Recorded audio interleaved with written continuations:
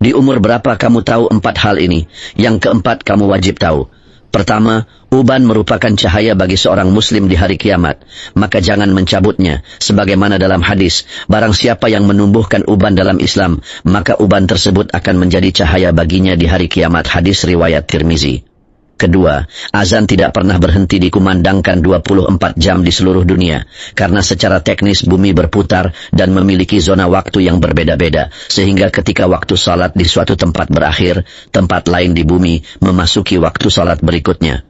Ketiga, rasa sakit yang dirasakan seorang perempuan ketika haid akan menjadi sebab penghapusan dosa. Keempat, seseorang solatnya tidak sah jika tidak tumakninah, sebagaimana dalam hadis, jika salah seorang di antara kalian melakukan solat, lalu ia tidak melakukan tumakninah, maka solatnya tidak sah hingga ia melakukannya dengan tumakninah. Hadis riwayat Bukhari. Semoga Allah memberikan pemahaman Islam kepada kita. Amin Allahumma amin.